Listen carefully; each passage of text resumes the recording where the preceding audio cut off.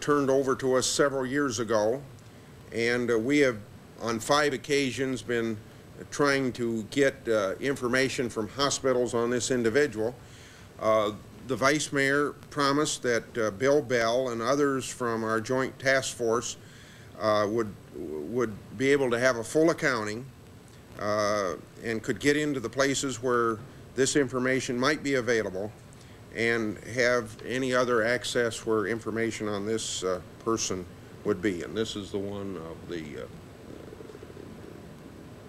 well, it's the one you brought up several times at the meetings. We also had assurances from Mr. Ton, the Vice Mayor, that the guarantees given to by the Secretary General regarding full access would be carried through in Ho Chi Minh City. I would give one final footnote on the meeting with the Vice Mayor that I thought was a very sensitive point that he made, and one that would cause us to think that there's 2 sides to every issue. And he took great pains to tell us in our meeting of his sensitivities to the trauma of war on families. And he had his picture album present in which he showed only 3, including himself, only 3 members of his family of 9 siblings. His mother and father were killed as a result of the war, and several other relatives. And he wanted me to know, and I think the American people to know, and I think it's legitimate that I repeat, that he understands from a humanitarian standpoint how Americans feel about getting to the bottom and resolving POW/MIA issues. He says it's also an important thing for them to do. They're going to be fully cooperative, but he also wanted us to know that they've had those concerns on their side as well. Thank you very much, Senator Grassley. I said earlier we were kind of flying around today, and partly by the seat of our pants, and literally as we started the press conference without Senator Brown, now he is here and arrives at the crux of it. So, Senator Brown. Speaking of flying by the seat of your pants, I'll try and be very brief. I must say this is one of the most remarkable days of my life.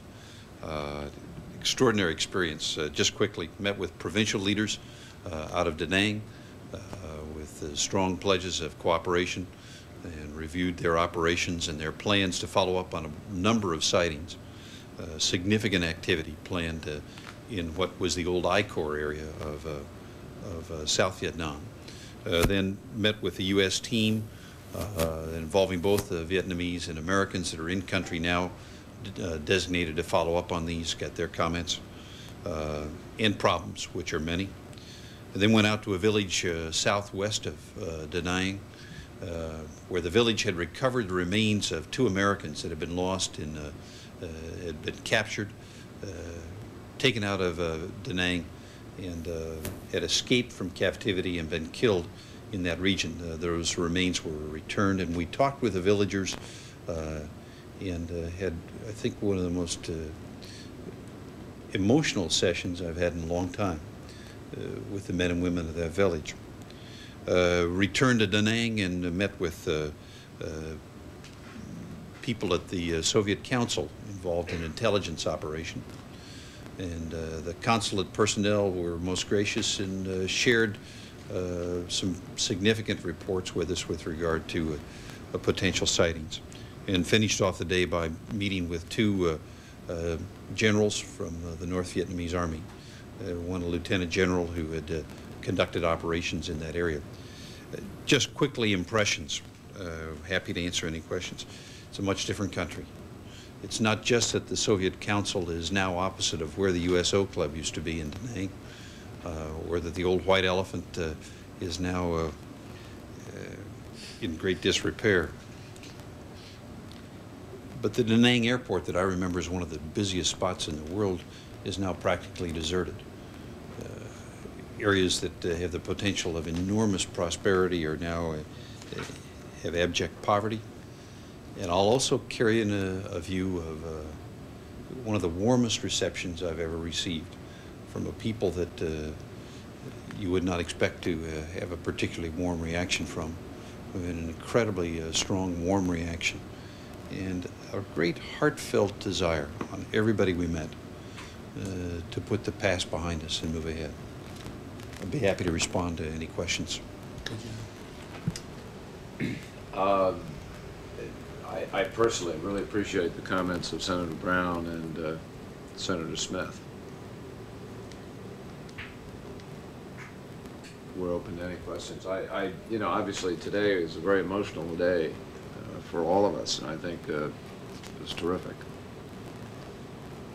We're open to any questions.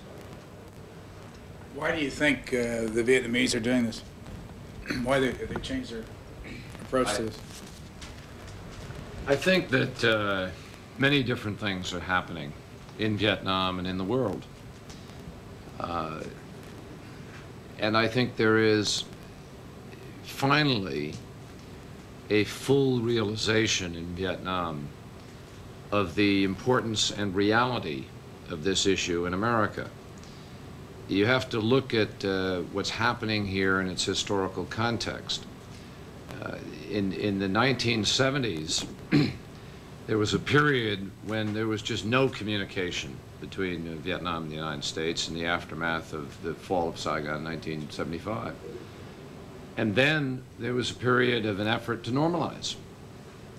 And under President Carter, there was no discussion of POW-MIA. And then the normalization fell apart. President Reagan came in, and suddenly the POW-MIA issue, and legitimately, incidentally, was front and center in the American consciousness. Also, there was a body of live sighting reports that had grown up during that 1979 period, 70s period, and you had Bob Garwood come out of Vietnam during that period, so that it all loomed into a significant issue simultaneously. Then you go through the period of the 80s, during which time the suspicions rose. There was a heightened Cold War. You had the Soviet Union greatly tied to Vietnam, and so that prevented really a certain amount of progress and any kind of real communication. Over the last year, the world has changed. And with the breakup of the relationship of the Soviet Union and Vietnam, with the breakup of the Soviet Union, period, with a reform process economically and politically in Vietnam, with the release of thousands of people from the re-education camps and their now integration into Vietnam society, with Vietnam's own realization that it wants to be a member of ASEAN, is trying to cement relationships in ASEAN, with Vietnam's recognition that it wants partnership in the world, including IMF, World Bank loans, and ultimately normalization. I think there is a final recognition that this issue is not a fake one, that it is not the United States trying to create a new bloc in relationship. It is indeed a legitimate hurdle in the ability of both nations to get what they want. And there is nothing like mutual self-interest to move people down a certain road. I think Vietnam recognizes that in order to move forward, this issue must be resolved. And I think over the last year, the efforts of the United States Senate, the efforts of General Vesey, the efforts of the team in country have all kind of built up to this bubbling point now where good work is seeing results. And I think that's why we're where we are. I just want to make a quick comment. I agree. This is my third trip to Vietnam on this issue. I came here in 1986 and as part of a congressional delegation. I came in 1988 as part of a congressional delegation, and now this time. And the first two times that I was here, in the discussions that we had, I felt like I was in a maze. I didn't know where the beginning was, and I didn't know where the end was. I didn't know where to get out. I didn't know how I got in. We were just in discussions. They didn't go anywhere. There was we'd talk about one thing in the morning, come back in the afternoon session, and didn't even really follow through on what went on in the morning, and that would go on for day after day after day. But I think now, especially after the meeting with the Secretary General, General Secretary, excuse me, that's where when Senator Kerry said to him that this is the end, this committee is formed to resolve the issue, and he said, "What can I do? What do you want me to do?" And we told him what we wanted to do, and he has outlined a procedure for us to follow through on, and if he continues to do it, it'll be over. And I think he understands that, and I think the Vietnamese understand that. I would just add this for reasoning. The Vietnamese people are bright, hardworking, and capable people. They look out on the world and they see Thailand with a per capita income that is 8 times as high as theirs. That's a staggering difference. The Vietnamese know that they are fully capable of being as productive or more productive than the Thais. And I think they've made a decision that they want to join the rest of the world. They've opened up their country, they've opened up their economy. Small steps, but I think more are coming. And this is part of their move to expand their economy. And they see a greater relationship with the United States and ending of the embargo as a key towards stimulating their economy. I think they're right. And I think the actions that are being taken right now will play a key ingredient in changing our relationship. Any other questions? If not, we have been delighted to meet with you here. And for those who will be in Laos, we'll be delighted to meet with you there. And for those who will go back to the United States, we all look forward to seeing you there too. Thanks. Well, it sounds like you had a grand day. That's fabulous.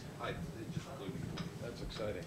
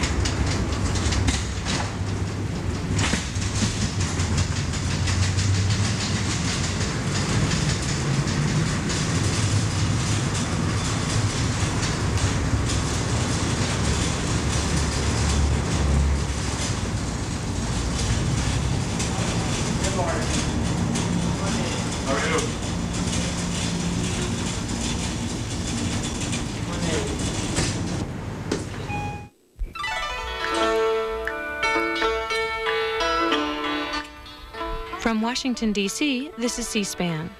For the next several hours, we're going to present highlights from Monday's special programming. Over this Memorial Day weekend, we took a video journey from Hanoi to the Mekong Delta, 17 years after the end of the Vietnam War. We named this project Vietnam Revisited.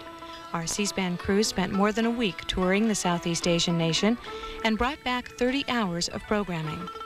Here's some of what's coming up. First, we join U.S. Senator John McCain for a tour of a Vietnamese prison camp.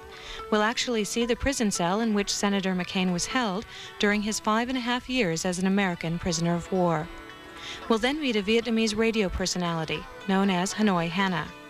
And at 2:25 a.m. Eastern Time, we'll follow a U.S. congressional delegation as it conducts a fact-finding tour involving American POWs. We'll update our program schedule a bit later, and we'd also like to remind you of our special phone number,